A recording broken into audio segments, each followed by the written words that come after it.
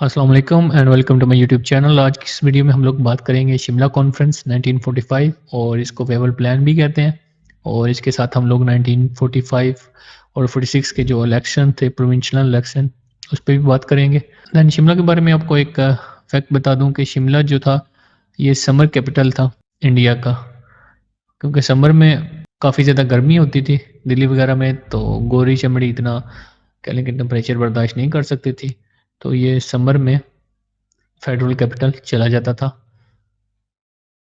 शिमला में। सही। तो नेक्स्ट फिर हम आउटलाइन पे देखते हैं। फर्स्ट ऑफ ऑल है बैकग्राउंड, देन इंट्रोडक्शन करेंगे, देन इसका देखेंगे कि वेबल प्लान क्या था। इसके साथ ही देखेंगे कि ये जो कॉन्फ्रेंस थी या ये जो वेबल प्लान था ये फेल क्यों हो जाता है। देन इसकी रिस्पॉन्सिबिलिटी या फेलियर देखेंगे किस पे आती है, कांग्रेस पे आती है या ऑल इंडिया मुस्लिम लीग पे। देन 1945 के जो इलेक्शन है उन पे बात करेंगे एंड देन कंक्लूजन पे। अब बैकग्राउंड की बात करें तो आपको एक चीज़ क्लियर हो जानी चाहिए कि आपने अगर पिछला लेक्चर देखा है क्रिप्स प्रपोजल वाला, तो जो इंडियन कांग्रेस थी वो प्रेशराइज करना चाह रही थी।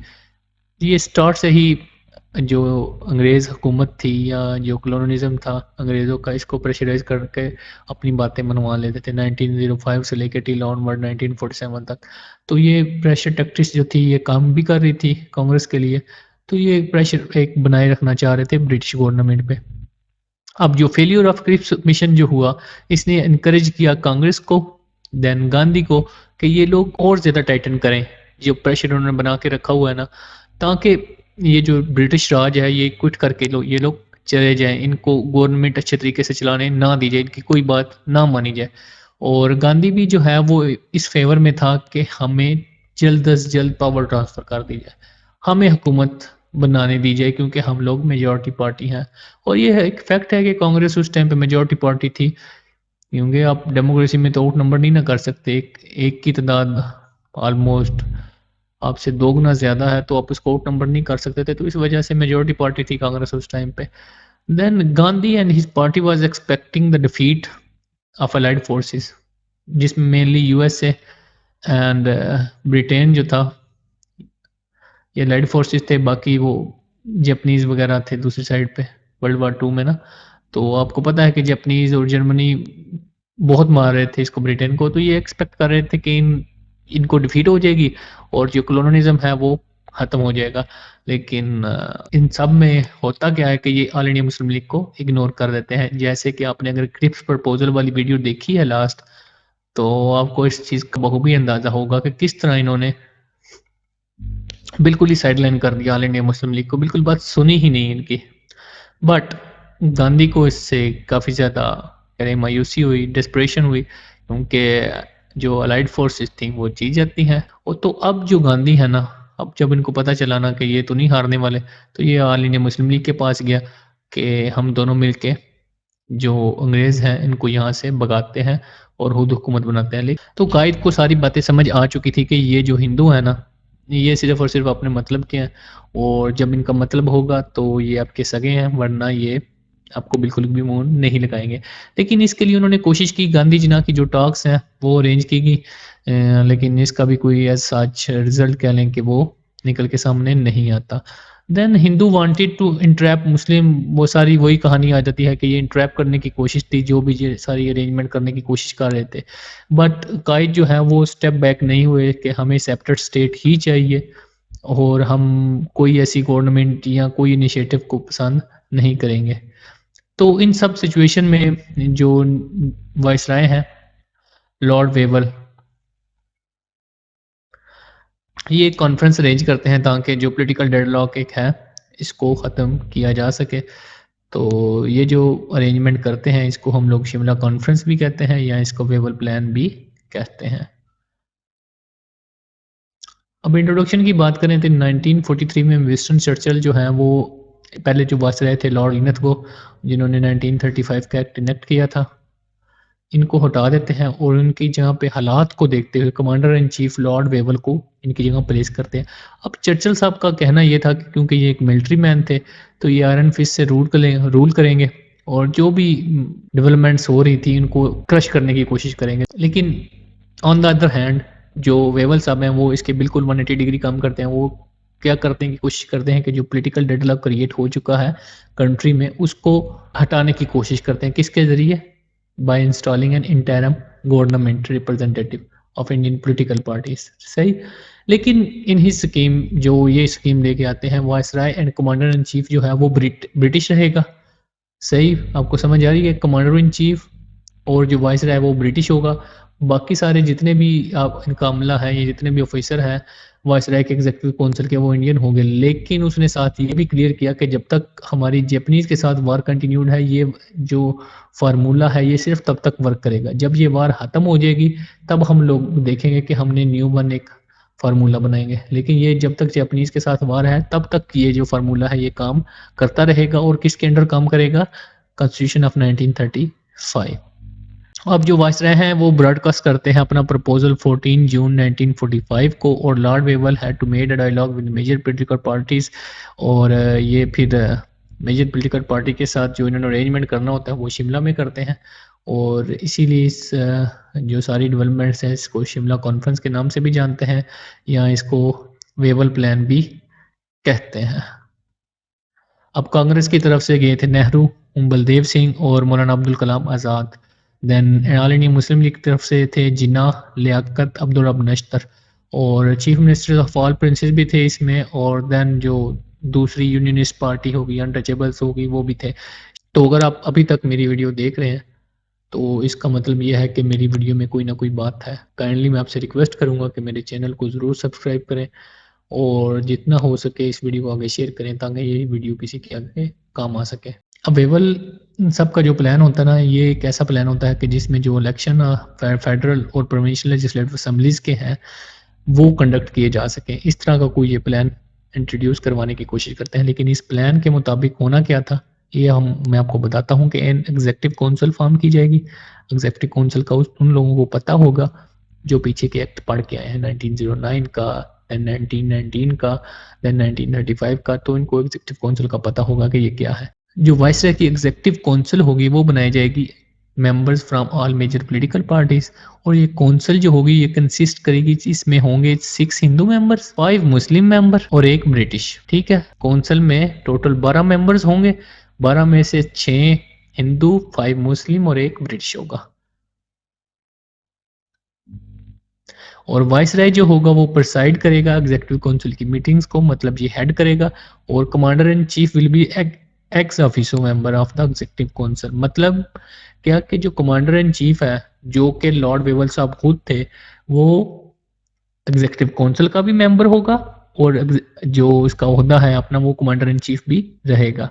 मतलब कह लें कि वो पावर का लालची कह लें, पावर गेम। और all the members of the council will be nominated by viceroy, ये भी याद रखना है।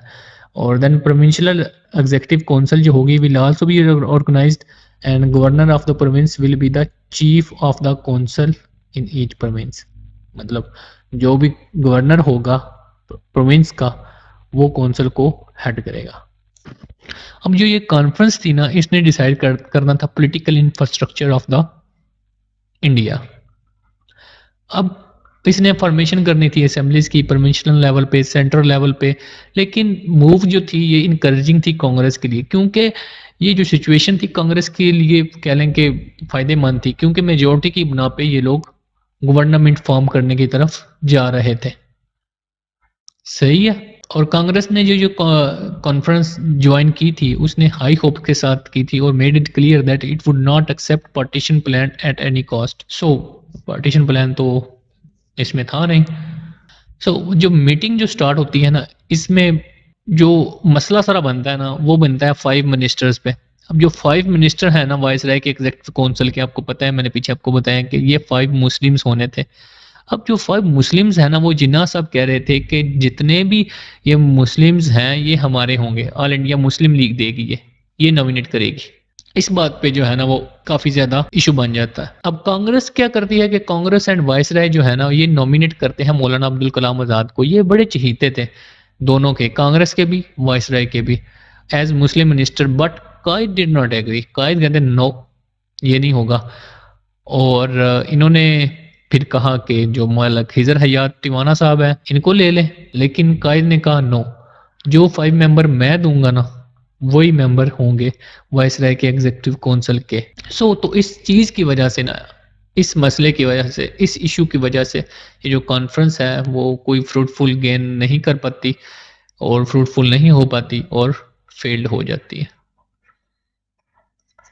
इन सिंपल वर्ड में आपको समरी बताऊं कि कॉन्फ्रेंस अच्छी जा रही थी, बिल्कुल ठीक जा रही थी। मसला कहाँ पे बनता है, जो 5 मेंबर जो होते हैं ना वाइसराय के एग्जीक्यूटिव काउंसिल के, उन पे आगे मसला बन जाता है। कायद कहते हैं कि जो मर्जी हो जाए, जो 5 मेंबर मैंने देने हैं वो ही होंगे तो मैं एग्री करूंगा वरना नहीं करूंगा। और वाइसराय और जो कांग्रेस पार्टी है वो चाह रहे होते हैं कि मौलाना अब्दुल कलाम आज़ाद साहब इनको इलेक्ट कर लिया जाए वाइसराय की जो एग्जीक्यूटिव काउंसिल है मुस्लिम लीडर के तौर पे, या फिर मतलब खिजर हयात टिवाना साहब को। लेकिन कायद ये दोनों चीज़ें रिजेक्ट कर देते हैं। अब जो रिस्पॉन्सिबिलिटी ऑफ फेल्यूर है ना, तो कांग्रेस ये करती है कि क्रिटिसाइज करती है जिन्ना को, क्योंकि ये इनफ्लेक्सिबल एटीट्यूड को जो था ना, इसको काफ़ी ज़्यादा क्रिटिसाइज करती है कांग्रेस के। मतलब आप एक बंदे पे भी एग्री नहीं हो रहे तो कायद कहते हैं कि नो, मैंने सिर्फ वही मेंबर देने हैं जो मैं चाह रहा हूँ। तो इस चीज़ की वजह से ना काफ़ी क्रिटिसिज्म मिलता है कायद को। लेकिन कायद कहते हैं कि ये गांधी और जो लॉर्ड वेवल साहब हैं इनका ट्रैप था मुसलमानों को फंसाने के लिए। अगर मैं ये एक्सेप्ट कर लेता तो पाकिस्तान नहीं बनता था। ये हम लोग आगे देखेंगे, आगे आपको सारी हकीकत खुल के सामने आ जाएगी। लेकिन अगर आपने क्रिप्स प्रपोजल वाली वीडियो नहीं देखी हुई तो काइंडली इसको देखिएगा, इससे और ज़्यादा अच्छे तरीके से क्लैरिटी आ जाएगी आपको। आगे जाके होते हैं 1946 के इलेक्शन, 1945 और 46 के इलेक्शन होते हैं। अब वेवल प्लान जो है वो फेल्ड हो चुका था इन जून 1945। गवर्नमेंट चेंज इन ब्रिटेन जुलाई 1945। तो जो गवर्नमेंट थी वहाँ पे इलेक्शन होते हैं, तो चर्चिल साहब को शिकस्त होती है। चर्चिल साहब थे कंजर्वेटिव पार्टी से, लेबर पार्टी वहाँ पे विन कर जाती है और नए जो प्राइम मिनिस्टर हैं वो बनते हैं क्लेमेंट एटले। सही। वर्ल्ड वार 200, 1945 इलेक्शन और 19 सितंबर 1945 दिसंबर, ठीक। ये सारी चीज़ें आप लोग पढ़ लेना। मिली फॉर्म ये मैंने आपको बता चुका हूँ अभी। तो ऑल जो पॉलिटिकल पार्टीज हैं वो start campaigning Congress the sole representative of the Indians. Congress का जो मेन मैनिफेस्टो या मेन थीम होता है इलेक्शन लड़ने का वो ये होता है कि कांग्रेस सोल पॉलिटिकल पार्टी है इंडिया की। लेकिन जो ऑल इंडिया मुस्लिम लीग का मैनिफेस्टो होता है कि वो जो है मुसलमानों की नुमाइंदा जमात है ऑल इंडिया मुस्लिम लीग। इस बिना पे ये अपना इलेक्शन लड़ते हैं 1945 और 46 का। सही। ये प्रूफ भी हो जाता है। प्रूफ किस तरह हो जाता है कि ऑल इंडिया मुस्लिम लीग जो है one all 30 seats for Muslims and provincial level it one 446 out of 495 seats. होता क्या है ना कि सेंटर में मुस्लिम लीग को उनकी पॉपुलेशन की बिना पे 30 सीट्स मिलती हैं जो स्पेशल इलेक्टोरेट की होती हैं। तो ये 30 सीट्स पे मुसलमान जीत जाते हैं और ऑल इंडिया मुस्लिम लीग जो है वो विन करती है। क्योंकि अब बातें समझ आ गई ना, 1937 के इलेक्शन के बाद जो मुसलमानों को कह लेंगे हिंदुओं ने मारा या जो इनकी चित्रोल की, तो इनको सारी चीज़ें क्लियर हो गई। तो इस वजह से जो ऑल इंडिया मुस्लिम लीग है वो एक पॉपुलर जमात के तौर पे सामने आती है और इसी वजह से इनको जो 30 सीट्स है सेंट्रल लेवल पे वो सारी इनको मिल जाती है और प्रोविंशियल लेवल पे भी आउट नंबर करती है। 446 सीट्स ऑलमोस्ट कह लें कि 87% रिजल्ट रहता है इनका, which is a huge number. और कुछ जगहों पे ये है 429 आउट ऑफ 492। कई जगहों पे ये नंबर है और कई जगहों पे ये नंबर है। और अब आपकी अपनी मर्जी है आप किसको सही कंसिडर करते हैं, लेकिन मैंने आपको दोनों हवाले दे दिए। और जो शिमला में कायद क्लेम करते हैं कि नो नो नो, मैं ही नुमाइंदा हूँ मुसलमानों का और मेरी जो जमात है वो मुसलमानों की नुमाइंदा जमात है। तो ये जो उनका दावा है वो वहाँ पे प्रूव हो जाता है। और कंक्लूजन की बात करें तो Shimla conference was step to make a possible understanding between the British government and Indian political parties, but the formula of the nomination of Indian Muslim members जो है मैंने पीछे बताया ना, इस मामले की वजह से जो है वो इशू रिजॉल्व नहीं हो पाता और लॉर्ड वेवल और कांग्रेस को इसमें क्या लें कि फेल्यूर का सामना करना पड़ता है, नहीं इंटरेक्ट कर पाते मुसलमानों को। और it was the foresight of Quaid that he rescued Muslims. On whole, Wavell plan was a weakness of British rulers. अब देख लें तो आपको थोड़ा सा, अगर आप पीछे जाके वीडियोस देखेंगे तब आपको समझ आएगी कि ये ब्रिटिश रूलर्स की जो वीकनेस है ये किस तरह से थी। और फिर भी आपको अगर नहीं समझ आती इस चीज़ की कि ये ब्रिटिश रूलर्स की वीकनेस किस तरह से थी, तो मुझे कमेंट सेक्शन में लाज़मी बताइएगा, मैं इस चीज़ को आंसर करूँगा। देखते हैं कितनी हाज़र दिमागी से आप लोग वीडियोज़ देख रहे हैं, मुझे भी तो पता चले ना। मैं जो यहाँ पे इतनी मेहनत से बना रहा हूँ आप लोगों के लिए वीडियो, मुझे भी तो पता चले कौन-कौन पूरी-पूरी वीडियोज़ देख रहा है। और अगर आप लोग अभी तक पूरी वीडियो देख रहे हैं, तो इसका मतलब है कि मेरी वीडियो इंटरेस्टिंग थी, तभी देख रहे हैं। क्योंकि काफ़ी सारी वीडियोज़ हैं इन चीज़ों पे बनी हुई, जिनका कोई मुँह सर नहीं है। तो मैं एक रिक्वेस्ट तो आपसे कर सकता हूँ कि काइंडली मेरे चैनल को सब्सक्राइब कर दें और जितना हो सके वीडियो को शेयर कीजिए ताकि किसी के काम आ सके। और इससे रिलेटेड आपका कोई क्वेश्चन है शिमला कॉन्फ्रेंस से, तो let me know in comment section. मिलते हैं फिर नेक्स्ट वीडियो पे जो होगा कैबिनेट मिशन प्लान पे। और कैबिनेट मिशन प्लान एक बहुत बहुत वीआईपी किस्म का इम्पोर्टेंट टॉपिक है। नई वीडियो आएगी कैबिनेट मिशन पे, इसको लाजमी देखिएगा क्योंकि इस पे क्वेश्चन आ चुका है। मिलते हैं फिर नेक्स्ट वीडियो में, तब तक के लिए इजाज़त दीजिए। अल्लाह हाफिज़।